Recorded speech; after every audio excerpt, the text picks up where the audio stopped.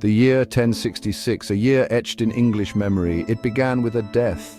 King Edward the Confessor died in January. He left no clear heir, no son to take the throne. England was a kingdom holding its breath. Who would wear the crown? The air was thick with ambition. Powerful men across the land and beyond saw their chance.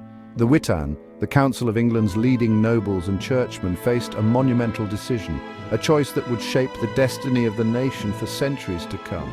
The future was uncertain. Harold Godwinson was a man of great power, the Earl of Wessex, perhaps the most influential man in England. He claimed King Edward had named him successor on his deathbed. This was a strong claim. The Witan gathered. They needed a leader, someone strong, someone who could hold the kingdom together. They chose Harold. He was an Englishman. He understood the land and its people. His coronation was swift, almost hurried. This speed spoke volumes. It hinted at the dangers lurking, the challenges expected. But Harold's crown sat uneasily on his head. Across the grey waters of the English Channel, another contender fumed. William, Duke of Normandy. He believed the English throne was his by right. He said Edward, his cousin, had promised it to him many years before. More than that, William claimed Harold himself had once sworn a sacred oath, an oath to support William's claim. In those days, an oath was a solemn vow, its breaking a grave sin. William began to gather his own forces. He prepared for war. England in the early months of 1066 was a tinderbox. King Harold knew his reign would be tested.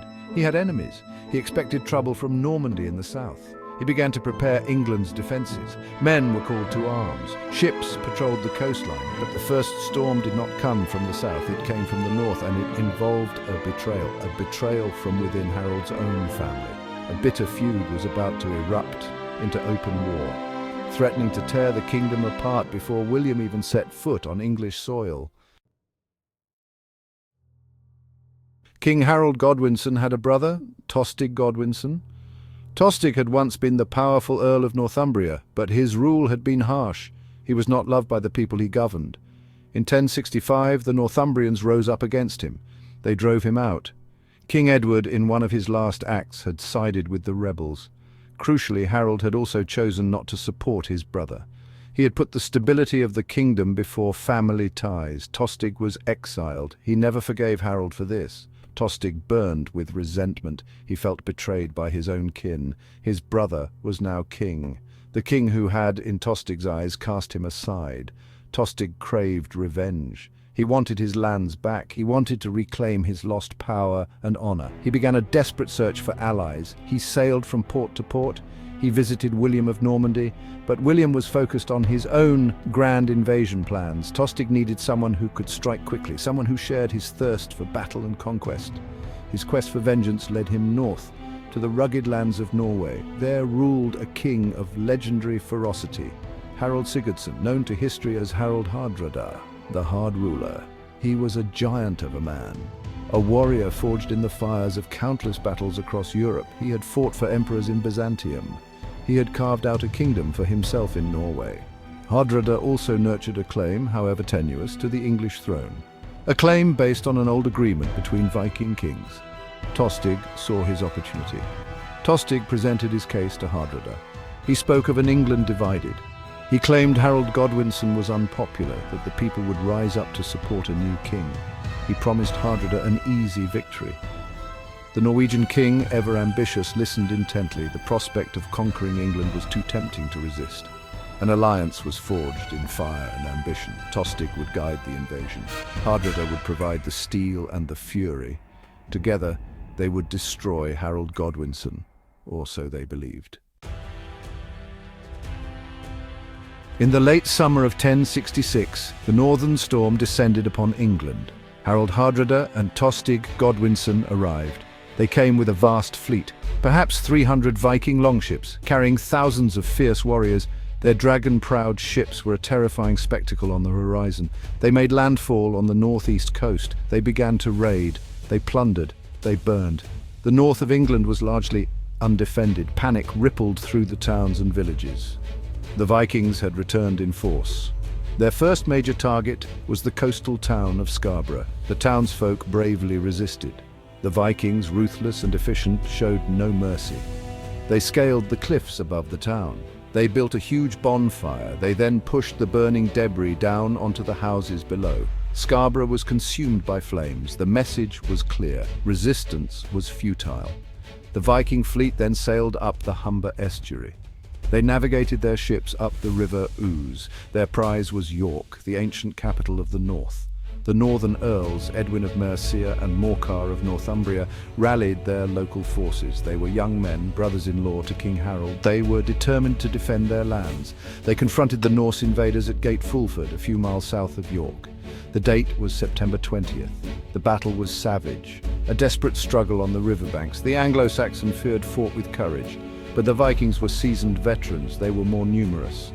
The English line broke. Many were slain or drowned in the river. With the northern army crushed, York had no choice.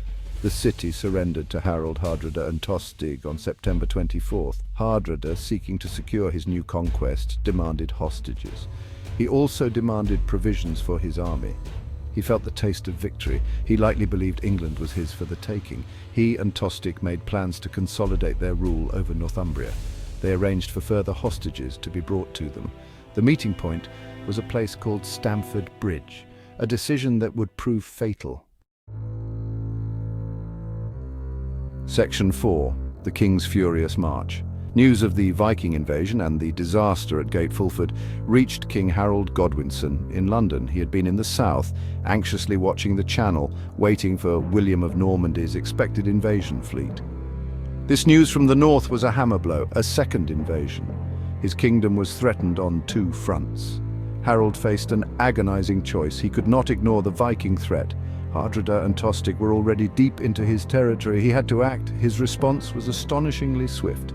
King Harold gathered his loyal housecarls, his elite professional soldiers, his personal bodyguard. He also summoned the local the militia from the surrounding shires. He made a bold, almost reckless decision. He would march north himself and lead his army against the Vikings. He aimed to take them by surprise. It was a monumental gamble. To leave the south coast exposed was incredibly risky. William could land at any moment, but Harold saw no alternative. To delay was to lose the north. The march north was an epic feat of endurance. King Harold and his army covered the ground at incredible speed. They marched from London to Yorkshire, a distance of roughly 185 miles. They achieved this in approximately 4 days. That's an average of over 45 miles per day, an almost unbelievable pace for an entire army in the 11th century. The men must have been pushed to their limits, exhausted, sore, but driven by loyalty to their king and the desperate need to save their kingdom. On the morning of September 25th, King Harold's army arrived near Stamford Bridge. They had achieved their objective. The Vikings were taken completely by surprise. Harald Hadrada and Tostig had no idea the English king was so close. Many of their Norse warriors were relaxing. It was a warm day for late September. They had left a significant portion of their armor, their vital mail coats, with their ships. The ships were miles away, back at Rickle. This was a catastrophic oversight, a blunder born of overconfidence. Section 5, the Bridge of Blood. The English army, appearing as if from nowhere, launched its attack. The Vikings were caught utterly unprepared. Many were without their burnies, their protective mail shirts. They scrambled to form a shield wall. The battle began near the narrow wooden bridge spanning the River Derwent. Legend tells of a single, colossal Viking warrior, an axeman of immense strength and bravery. He stood alone on the bridge, barring the English advance. He fought like a hero from the sagas, cutting down man after man. This lone Norseman held the bridge against the odds. He is said to have slain 40 Englishmen with his grey axe. For a time, he single-handedly halted Harold's army. No one could dislodge him, until, as the story goes, an ingenious English soldier found a way. He floated under the bridge in a swill tub, a large barrel. Unseen, he thrust his spear upwards through the planks of the bridge. He wounded the Viking champion from beneath. The giant warrior finally fell. The way was clear. The English poured across the bridge.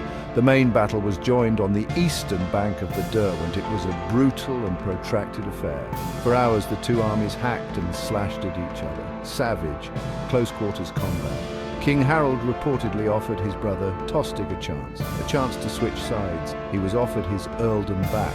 Tostig, it is said, asked what Harold would offer his ally, Hadrada. 7 feet of English ground, or as much more as he needs, as he is taller than other men, was Harold's grim reply. Tostig refused to betray his new friend. Harald Hadrada fought at the forefront of his men, a towering figure. He went into a battle rage, a berserker fury. Wielding his two-handed axe, he scythed through the English ranks. But then an English arrow found its mark. It struck Hadrada in the throat. He collapsed. The mighty Viking king, the hard ruler, was dead. His death was a devastating blow to Viking morale. Tostig took command. He fought on with courage, but he too was soon slain. The Viking shield wall shattered. The English victory was absolute. Of the great Viking fleet, only a handful of ships were needed to carry the survivors home. Harold Godwinson had won a stunning victory, but even as he celebrated, William of Normandy's fleet was landing on England's southern shore. The next chapter of 1066 was about to begin.